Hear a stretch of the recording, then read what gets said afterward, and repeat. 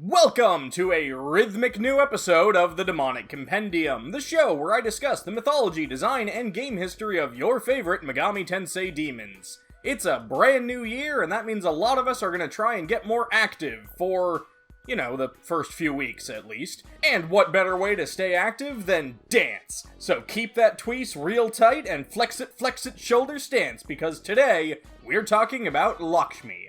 Lakshmi is one of the primary goddesses in Hindu mythology, and is generally seen as a goddess of luck, beauty, good fortune, dance, and love.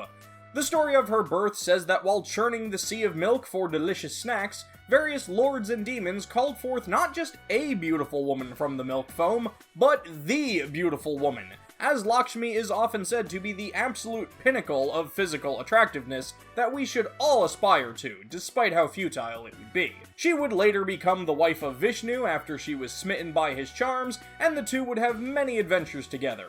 Much like her husband, Lakshmi would also take several different forms and avatars, including Radha, Sita, and Maya, among several others. It's said that upon her birth she was bathed in holy water sprayed upon her by the elephants that held up the sky, and by just existing, new life and joy were distributed throughout the world. She's primarily associated with the color red, as she's seen standing atop a red lotus while wearing a red robe, sometimes made from lotus, and holding red lotus flowers in her hands. It's also believed she was an incredible dancer, capable of charming the gods and demons alike with her graceful movements. While she's primarily known in Hindu lore, like many deities, she's worked her way to other realms of worship. In Japan, she's sometimes referred to as Kichijoten, and occasionally is represented as one of the 7 lucky gods.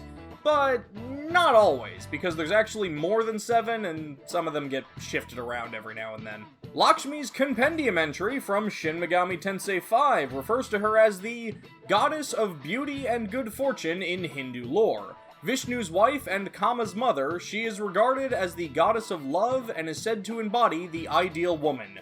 She is also known to have charmed many gods with her dance. Design-wise, Lakshmi is kind of an interesting demon because she hasn't so much had different iterations as she's had upgrades, and your mileage on that term might vary.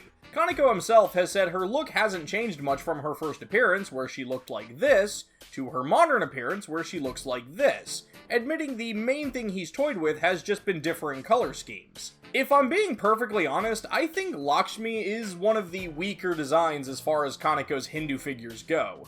Kaneko basically just made a beautiful belly dancer with an admittedly very memorable and distinct pose, which is nice, but for a figure known as the Lotus Goddess, who is sometimes described as standing on a lotus while holding lotus and wearing a robe made of lotus, I kind of feel like the lotus should have been worked into this design in some capacity. I also personally prefer the color scheme of her old design with the red and green clothing and black hair. It feels a bit more authentic to how she's supposed to look.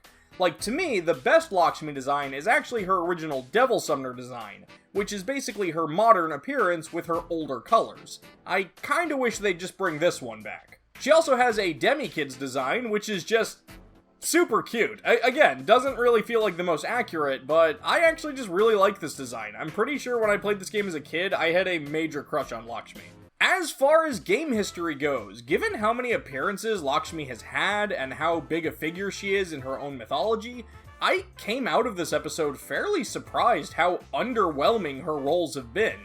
Despite appearing in several games with her husband, she and Vishnu don't have any special conversations together.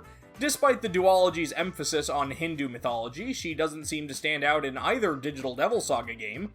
One of the main things I did find was just different ways to spell her name. Like in Shin Megami Tensei Nocturne, she was Lakshmi, but in Nocturne HD, they updated it to Lakshmi. And in Revelations Persona, she was known as Raksha. I'm sure we'd all like to get a look at her rock. Sha.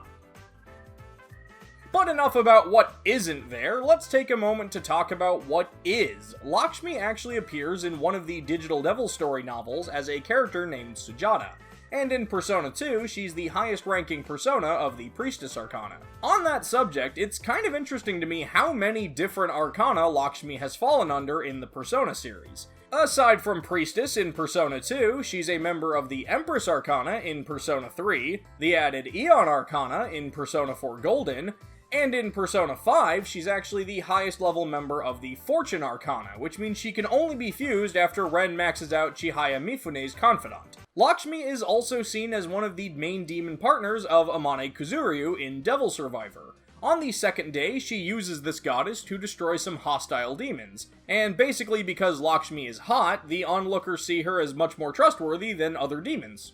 That's fair, right? She also appears as a boss fight in Devil Children Firebook, where she goes up against Jin and Rand. Honestly, one of the main games that seems to treat Lakshmi right, to an almost surprising degree, is the mobile title, Shin Megami Tensei Liberation D2. Not only does Lakshmi have a difficult Kiwami boss fight, but both her modern and classic SMT design appear thanks to dimensional summoning, where the two try to decide who is the most beautiful, as they're both supposed to be seen as perfection in that regard. Lakshmi also has a unique spell called Lotus Dance, which has an incredibly high chance of charming all foes, and in the Altar World, if fused into Newbie's sword, they'll get a unique weapon known as the Kamalakanda, which finally gives us some Lakshmi Lotus symbolism in D2, and also comes with its own signature skill, Seductive Lotus.